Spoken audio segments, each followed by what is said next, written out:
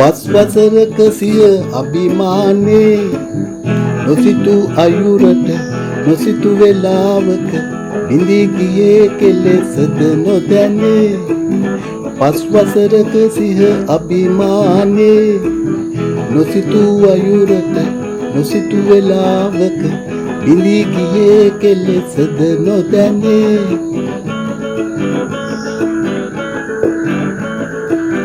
සත්වසරක් එකගේ ඇතුලේ අරියා දුවටලු පැණි කෑවේ. දිගටම මේ ලෙස බැරිය කියා දාර්ශනික කවි කතා ගොතා අපේ හටන අපි වෙනුවට කෙරුමට ප්‍රොක්ටර් ජෝඩුවකට දුන්නා. අපේ හටන අපි වෙනුවට කෙරුමට ප්‍රොක්ටර් ජෝඩුවකට දුන්නා.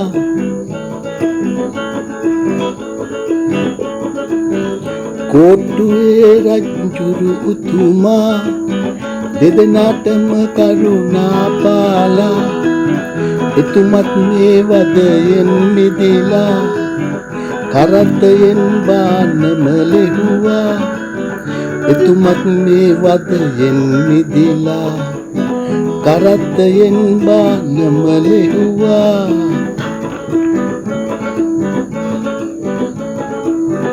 කබාකුරුතුව අභිමානයෙන් ඇඳ අගුවේ ගසා තිබූ උළුවතත් ගෙන බින්න බැහැපු බින් කොහොඹ වලෙන් පිට වෙලා ආපි සිහ රජ්ජුරුවන් ලෙස. බෝඩිම විය සිහ ගිරි භවනා සිහ දිවියට පස් වස පිරුණා. පස් වසකට පෙර වෙන්නුණු සංගයෙක් ඒරොප්පේ සිට මෙහි ආවා. මාමී විතකින් මත්තුවා රැමැද යාමේ ඒ ගොබිලා.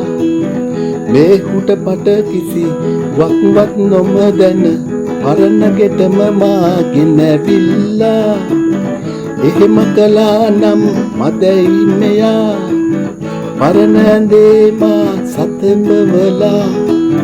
සතියක් පසු වී කළ පව දැනගෙන විතුරා එන විට සිකුරාදා සිංහ රජා කේසර යලි කපලා නැවතත් සිරගෙට නියම වෙලා.